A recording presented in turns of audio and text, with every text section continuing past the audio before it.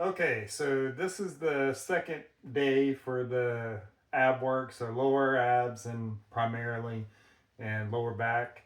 Um, Same thing or similar concept, not using hip flexors, but actually using the abdominals to do the work. Hopefully this angle will be good and let you guys kind of see. So it's a reverse crunch, but again, not just flexing the hips. So I do add a little bit of weight. It's a 10-pound plate. You can just hold it on your legs.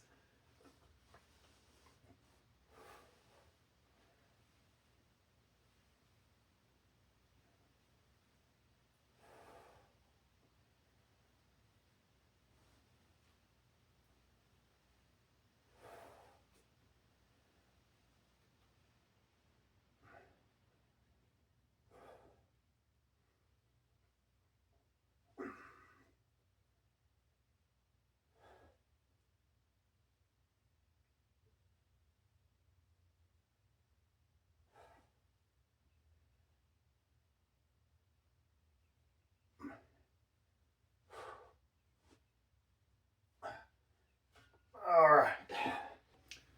Next up is just the 45-degree back raise. So just slight variation from the last workout.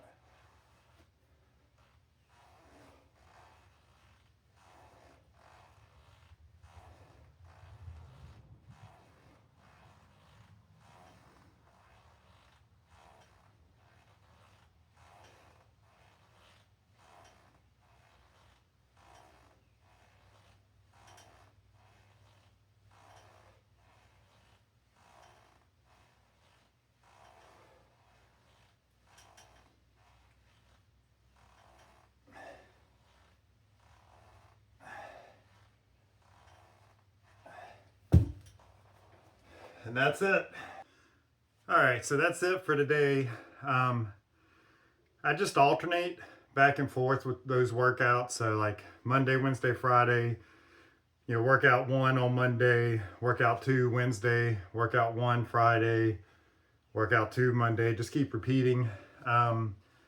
Today I had an ab mat. That way I could kind of arch my back to stretch the abs a little bit and then crunch or curl. So like the previous day, trying to get pelvis to come towards the shoulders by rounding the back, not by just bringing the knees up. And then 45-degree hyper. So the idea behind this is to help kind of mobilize and burn stubborn fat. Lyle McDonald has a book, Stubborn Fat Loss, and it's a good book, so I'd recommend reading it. The idea is that, and I think there was one research paper that came out that did maybe give some support for actually being able to spot reduce. Now, it wasn't drastic results. You definitely can't just burn fat from one area and that's it, not other places. But there seem to be ways you can maybe emphasize to get some fat burning in places that were a little bit more difficult. Lyle McDonald will talk about how it's harder to get blood flow into that area and kind of mobilize that fat in the stubborn areas. One way that helps out is lower carbohydrates seems to kind of work on some of the receptors or for some reason stimulate them to make that a little bit easier. So what I've done with these ab workouts is kind of a modification variation of what he has listed in his book. And then also several years ago, Christian Thibodeau, he's a performance coach, trainer. He came up with, I think he called it the Ab Shredder program. So taking some concepts from that. So basically what I do is on those mornings, I walk for a little bit, 10, 15 minutes. Then I come in, do the exercises, try to get the blood flowing in that area. Rest a few minutes. I'll normally go feed Buster because it takes a few minutes to feed him, and then walk more. So at 30, 45 minutes, probably somewhere in that range. Hopefully that's got the fat mobilized in the area. Now I burn it off by doing the activity. So am I trying to say this is going to be miraculous and help everyone get six-pack abs or lose their, hips and things like that? No. Could it be helpful? Maybe. It might help out some. most likely you're already doing some abdominal work and you're doing some walking or some type of cardio anyway. So it's just a way to combine that, not really add anything else new on.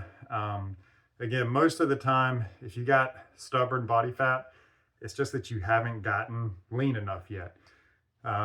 We consider it stubborn because it's not leaving at the rate we want in the place that we want. We may be like getting really lean in our arms and shoulders, but our abs are still covered. We can't decide exactly how the body fat's going to leave our body. But again, this just helps to mobilize things. Maybe it gives you another fraction of a percentage point or a couple percentage points. In that case, it might be worth it.